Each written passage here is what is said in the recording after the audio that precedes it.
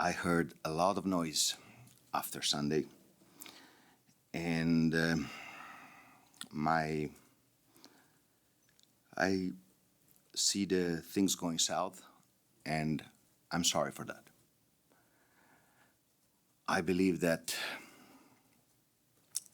I took very seriously my job and my role as Žalgiris coach. I coach a legendary historical team, 80 years, and as a coach, we all have an unbelievable support from fans of any kind of gender, any kind of age. I feel it on my skin every day, and I cannot allow myself to be divisive. And what I mean with this divisive, I cannot create hostility or disagreement between people. And this is what happened. Again, I'm sorry for how the thing escalated, okay?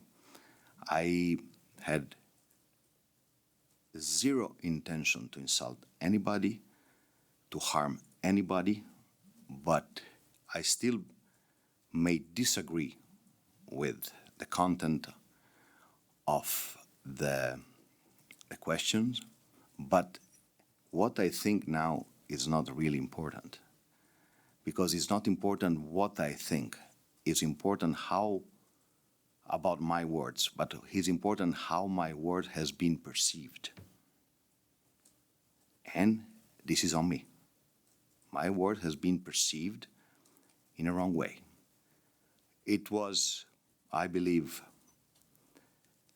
a little bit, I would really love to be able to speak Lithuanian language, because it's a very rich language, and I would for sure can find different way to express what I was trying to express. And unluckily, I'm trying, but it's very difficult. I can tell you a couple of, I'd say 50, 60 words in Lithuanian, but I cannot express myself. So my intention was that I cannot see the situation from the keyhole, but from the big picture. And I was not able to deliver the message. And for this reason, I'm sorry. And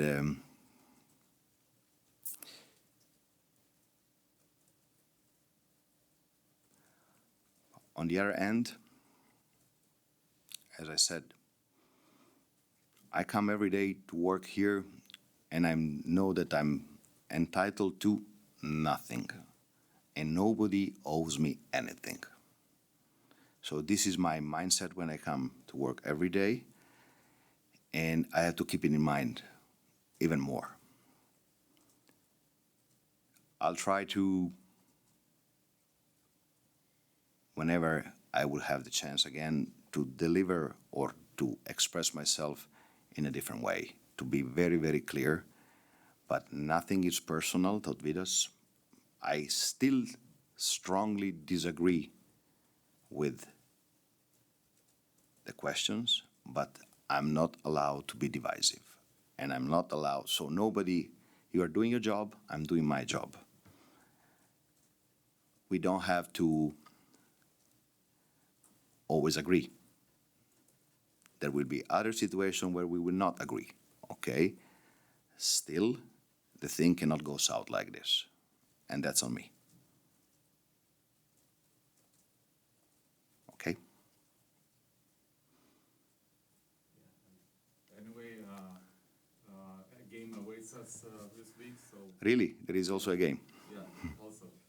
So, could you tell us about the trip to Greece?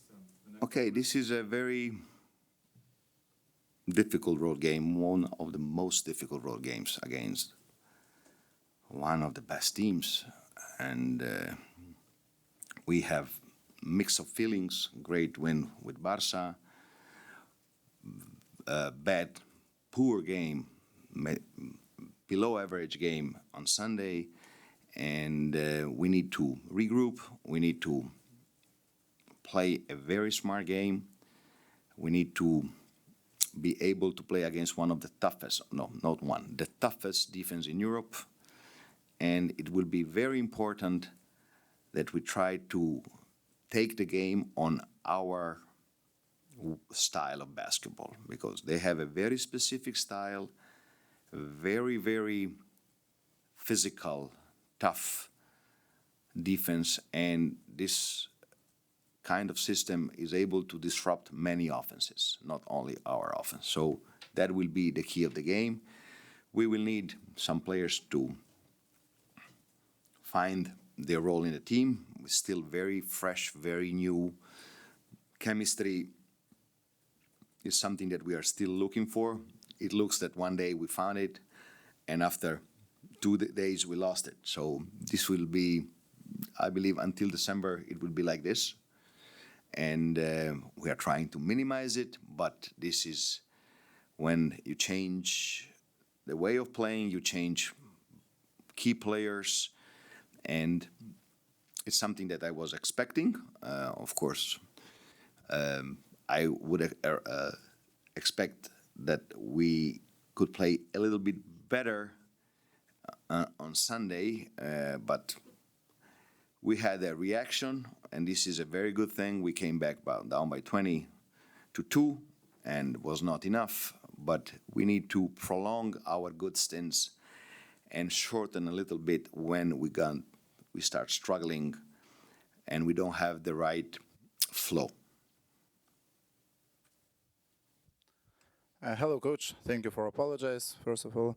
And let's talk about basketball, about Piraeus Olympiacos. Vezenkov is coming back to EuroLeague after 1 year break.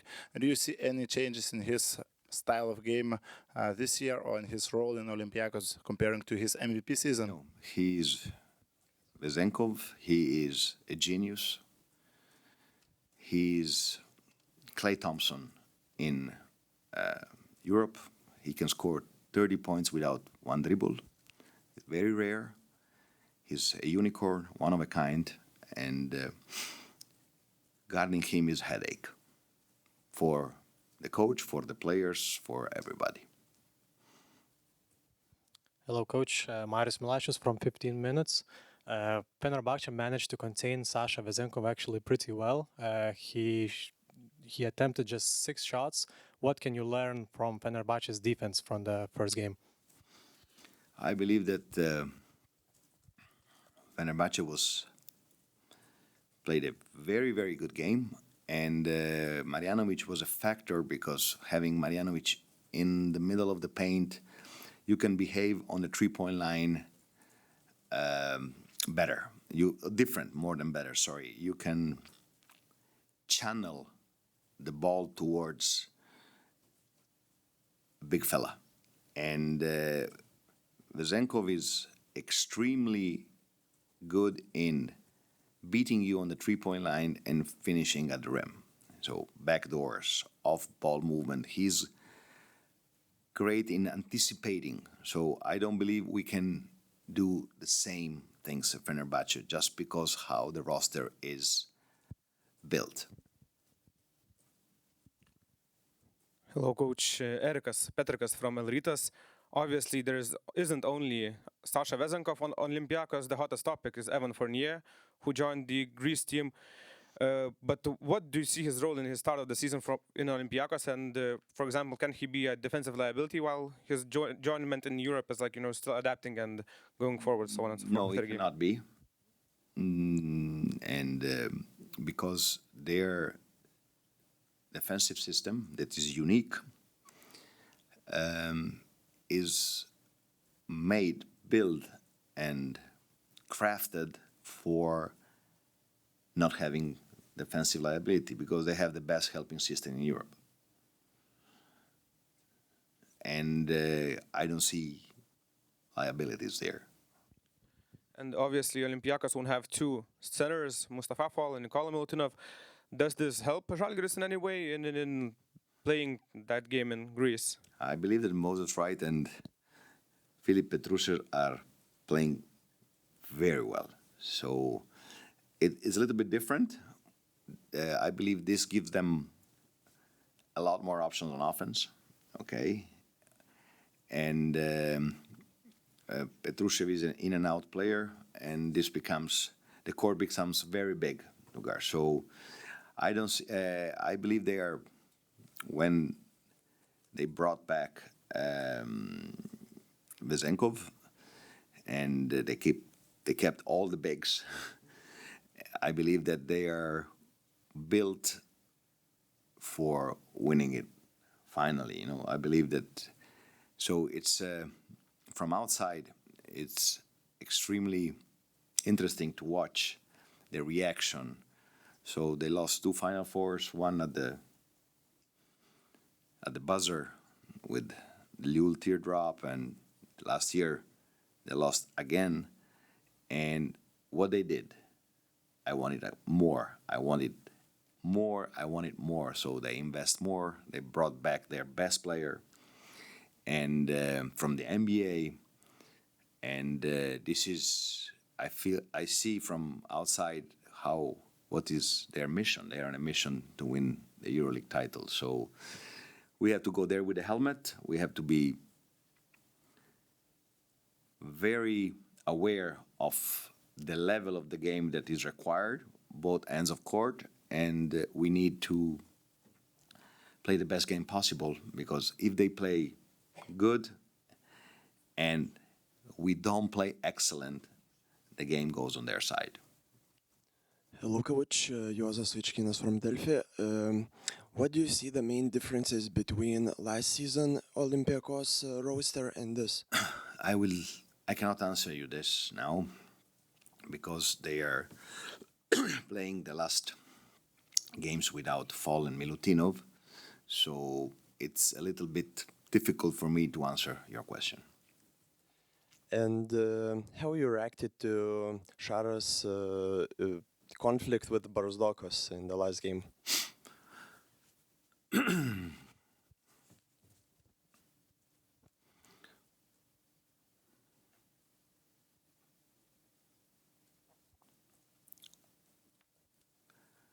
I know both Šaras and Yorgos.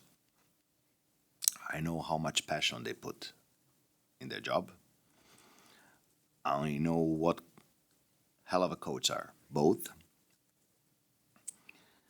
And I'm sure that a good bottle of wine will fix the problem again.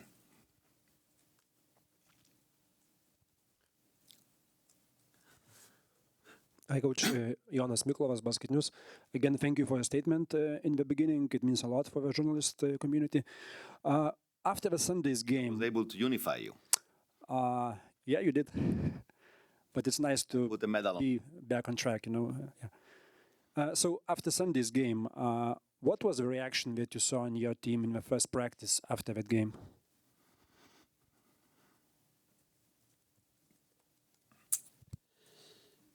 Of course, we didn't have a day off.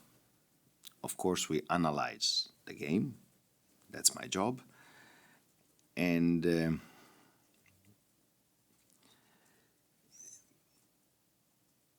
I'm enough experienced to tell you that the reactions are almost for every team the same. The thing is, my job is to make the reaction last. So when my son does something wrong, I address it. And he feels sorry. But the only thing that I cannot let him do is that he feels sorry for 2 hours, because it's not enough. I prefer that my team responds on the court than in practice. I prefer that I would love that we are able to process why it happened, to don't let it happen again. It's easy to have a reaction after the game. It's not easy to have reaction within the game. To tell you the truth, we had a very strong finish. Down by 20, we came 88-86. That was a reaction, was not a reaction with flow, was not a reaction with a lot of basketball, was a reaction from the guts. So at least we have guts. Now we have to put together the guts, the basketball, the chemistry, the reads.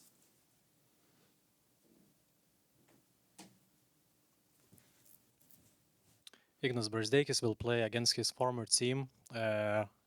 From your experience, what does he need to do and what you need to do in telling him something for him to not burn out and to play a good game against his former team, because there's going to be a lot of emotions, I suppose.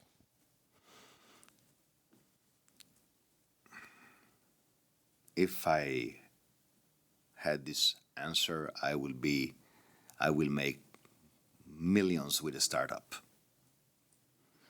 Every person is different. Every person comes to a game with his former team in a different mindset. Same player can have two different mindsets from one year to the other. Every season is a new season. If you bring back 12 players, the whole team from the previous season, they are not the same team. They are not the same players. So I am observing the situation. I believe that the only thing that I will advise Iggy is to don't burn the candle from both sides, because maybe the light is stronger, but it lasts half of the time. Coach, what is situation about Brady Manick? Is there any chance to see him? Today, no. Tomorrow, maybe, but today, no. And why do you think Alliance Žalgiris have such a hard start to adapting to the team comparing with other players? I don't know. I can have different ideas, but I don't have a clear picture yet. There's one familiar face in Olympiacos roster, Keenan Evans. He doesn't play right now, but did you have a chance to catch up with him to talk about his We start and exchanged period? a couple of thoughts in the summer. Unbelievable human being. He will always have room in my heart for the person he is before the player he is. I will see him and hug him with unbelievable human pleasure. And if Keenan comes back Don't close ask me. to his form, Don't ask me. like I'm not the guy to answer these things. I'm not asking about Keenan, I'm asking more about Olympiacos team. If he comes Don't ask back, me about Olympiacos team. I have to try to compete with them. Listen, I have to fight to fix my chemistry. How can I fix their chemistry?